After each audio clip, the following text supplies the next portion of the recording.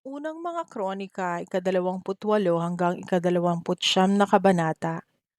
Sa mga kabanatang ito, mababasa natin ang mga sumusunod. Mga tagubili ni David tungkol sa templo. Mga kaloob at papuri. Pagtatapos ng paghahari ni David. Unang mga kronika, ika-28 kabanata. Mga tagubili ni David tungkol sa templo. Tinipon ni David sa Jerusalem ang lahat ng mga pinuno ng Israel, lahat ng pinuno ng mga lipi, lahat ng namamahala ng mga pangkat na naglilingkod sa hari, ang mga pinuno ng mga libo-libo at mga pinuno ng mga daan-daan. Tinawag din niya ang mga katiwala ng mga ari-arian at ng mga kawan ng hari at ng mga anak niya, lahat ng mga may tungkulin sa palasyo, lahat ng matatapang na lalaki at lahat ng mahuhusay na mandirigma. Nang naroon na ang lahat, tumayo siya at nagsalita. Mga kapatid at mga kababayan, matagal ko nang minimithi na magtayo ng isang permanenteng tahanan para sa kaba ng tipan na siyang tuntungan ng Diyos nating si Yahweh. Inihanda ko na ang lahat ng kailangan upang maitayo ito. Ngunit sinabi sa akin ng Diyos na hindi ako ang magtatayo ng templo para sa Kanya, sapagkat ako'y isang mandirigma at may bahid ng maraming dugo ang aking kamay. Subalit sa sambahayan ng aking ama, ako ang pinili ni Yahweh, ang Diyos ng Israel upang maghari sa bansang ito magpakailanman. Ang pinili niyang mangunguna ay si Huda at nagmula sa lipi nito ang pamilya ng aking ama. Sa amin namang pamilya, ako ang kanyang itinalaga para maging hari ng buong Israel. Binigyan ako ni Yahweh ng maraming anak at mula sa kanila, si Solomon ang pinili niya upang umupo sa trono ng Israel, ang kaharian ni Yahweh. Ang sinabi niya sa akin, ang iyong anak na si Solomon ang magtatayo ng aking templo, sapagkat siya ang pinili kong maging anak at ako naman ang magiging ama niya. Patatatagin ko ang kanyang kaharian magpakailanman kung patuloy niyang susundin ang aking mga utos at tuntunin gaya ng ginagawa niya ngayon.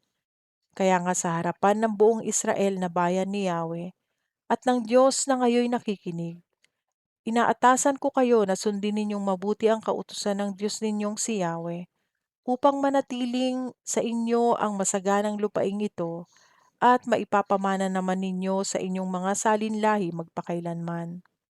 At ikaw naman, Solomon, anak ko, kilalanin mo ang Diyos na iyong ama at paglingkuran mo siya ng buong puso at pag-iisip, sapagkat sinisiyasat ni Yahweh ang ating damdamin at nauunawaan ang ating binabalak at iniisip. Kung lalapit ka sa Kanya, tatanggapin ka niya. Ngunit kung tatalikuran mo siya, itatakwil ka niya magpakailanman. Alalahanin mong ikaw ang pinili ni Yahweh upang magtayo ng kanyang banal na templo. Magpakatatag ka at gawin mo ito ng may paninindigan. Ibinigay kay Solomon ang plano ng templo. Ibinigay ni David kay Solomon ang mga plano ng mga gusali ng templo, ng mga kabangyaman, ng mga silid sa itaas, ng mga silid sa loob, at ng silid para sa banal na trono ng awa. Ibinigay din niya ang plano para sa mga bulwagan at mga silid sa palibot nito at ang kabangyaman ng templo ng Diyos at ang bodega para sa mga kaloob na ukol kay Yahweh. Ibinigay din niya ang plano para sa organisasyon ng mga pari at levita at ang paghahati-hati sa mga gawaing may kinalaman sa paglilingkod sa templo at sa mga kagamitan dito. Itinakda niya ang timbang ng ginto o pilak na gagawing mga sisidlan, mga ilawan at patungan ng mga ito. Gayon din ang timbang ng ginto na ibabalot sa bawat mesa na pagpapatungan ng tinapay na handog at ang pilak na gagamitin sa bawat mesang pilak. Itinakda rin niya ang timbang ng purong ginto na gagawing mga tinidor, mga palanggana, mga kopa, at mga gintong mangkok. Gayon din ang pilak at gintong gagamitin sa mga mangkok. Itinakda rin niya ang timbang ng purong ginto para sa altar na sunugan ng insenso, pati ang plano at gintong gagamitin sa karwahe ng mga kerubin, na ang mga pakpak ay tumatakip sa kaba ng tipan ni Yahweh. Sinabi ni David, ang lahat ng ito ay nasa plano na ginawa ayon sa utos ni Yahweh at siyang kailangang isagawa. Pagkatapos sinabi ni David sa kanyang anak na si Solomon, Magpakatatag ka, lakasan mo ang iyong loob at gawin mo ito. Huwag kang matatakot ni panghihinaan ng loob sapagkat ang Panginoong Yahweh na aking Diyos ay kasama mo. Hindi ka niya bibiguin. Hindi ka niya pababayaan hanggat hindi mo natatapos ang lahat ng bagay na kailangan sa paglilingkod sa kanyang templo. Narito ang mga pangkat ng mga pari at mga levita na handa para sa lahat ng gawain sa templo ng Diyos. Narito rin ang mga ekspertong manggagawa, ang buong bayan at ang kanilang mga pinuno na handang tumulong at sumunod sa iyo sa anumang oras. Unang mga kronika ay 29 na kabanata, ang mga kaloob para sa templo. Ipinahayag ni Haring David sa buong kapulungan, ang anak kong si Solomon na pinili ng Diyos upang humalili sa akin ay bata pa at walang sapat na karanasan. Napakalaki ng gawaing kakaharapin niya, sapagkat ang gagawin niya ay hindi isang palasyo para sa tao, kundi templo para sa Panginoong Yahweh. Dahil dito, sinikap kong magtipon ng mga gagamitin para sa templo ng aking Diyos tulad ng ginto, pilak, tanso, bakal at kahoy. Napakarami ng inihanda kong batong onise at iba pang mahahalagang batong pampalamuti at lahat ng uri ng mahahalagang bato at marmol. Hindi lang iyan, pati na ang sarili kong pilak at ginto ay inilaan ko na rin sa gawaing ito, sapagkat kasiyahan kong magkaroon ng templo ang aking Diyos. May nakalaan akong 105,000 kilong ginto na mula pa sa Ophir at 245,000 kilong purong pilak na ididikit sa mga dingding ng templo at sa iba pang bagay na gagawin ng mga mahuhusay na platero. Sino sa inyo ngayon ang kusang loob na magbibigay para kay Yahweh? Sumang-ayon agad ang mga pinuno ng mga sambahayan, ang mga pinuno ng mga lipi, ang mga pinuno ng mga hukbo at ang mga katiwala ng hari.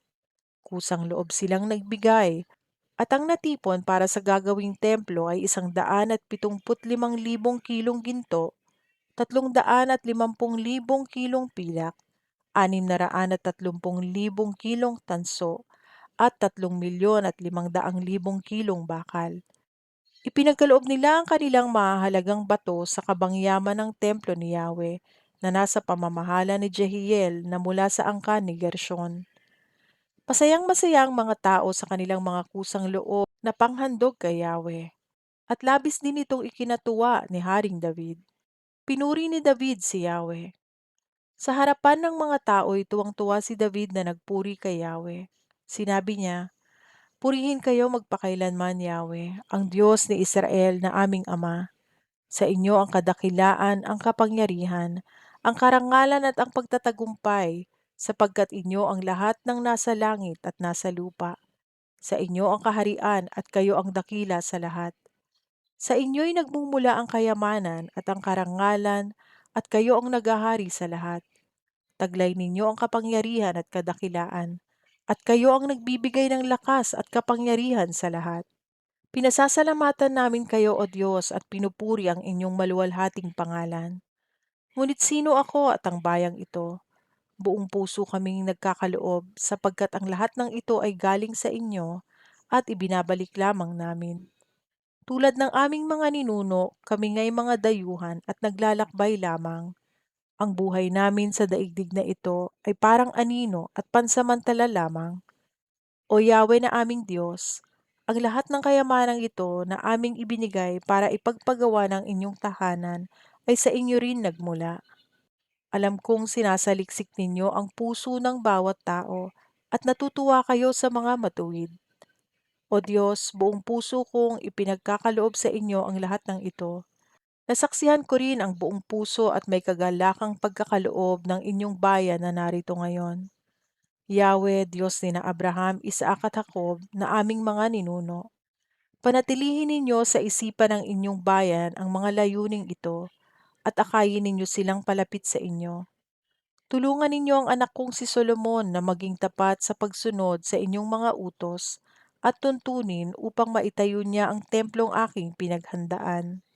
At sinabi ni David sa sambayanan, purihin ninyo ang Diyos ninyong si Yahweh. Pinuri nga ng buong kapulungan si Yahweh, ang Diyos ng kanilang mga ninuno. Yumuko ang lahat, sumamba kay Yahweh at nagbigay galang sa hari. Kinabukasan, ang dinala nilang handog na susunugin ay 1,000 toro, 1,000 tupang lalaki, 1,000 kordero at mga alak na handog, at napakaraming handog para sa buong Israel. Masasaya silang nagsalo-salo sa harapan ni Yahweh noong araw na iyon. Minsan pa nilang ipinahayag na si Solomon na anak ni David ay hari at binuhusan ito ng langis sa pangalan ni Yahweh. Si Zadok naman ay hinirang bilang pari. Mula noon umupo si Solomon sa tronong itinatag ni Yahweh bilang kahalili ng kanyang amang si David. Naging matagumpay siya at sumunod sa kanya ang buong Israel. Nanumpa ng katapatan kay Haring Solomon ang mga pinuno at mandirigma, pati na ang iba pang anak ni Haring David. Binigyan ni Yahweh si Solomon ng dakilang karangalan at katanyagang higit sa mga naging hari sa Israel. Ang buod ng paghahari ni David. Si David na anak ni Jesse ay naghari sa buong Israel. 40 taon siyang naghari, 7 taon sa Hebron at 33 taon naman sa Jerusalem. Nabuhay siya ng matagal at namatay na mayaman at marangal. Si Solomon ang humalili sa kanya bilang hari. Ang lahat ng pangyayari sa buong panahon ng paghahari ni David ay nakasulat sa mga aklat ng mga propetang sina Samuel, Nathan at Gad. Sa mga aklat na iyon nakasulat kung paano siya namahala, gaano kalawak ang kanyang kapangyarihan, at ang mga nangyari sa kanya sa Israel at sa lahat ng mga kaharian sa paligid.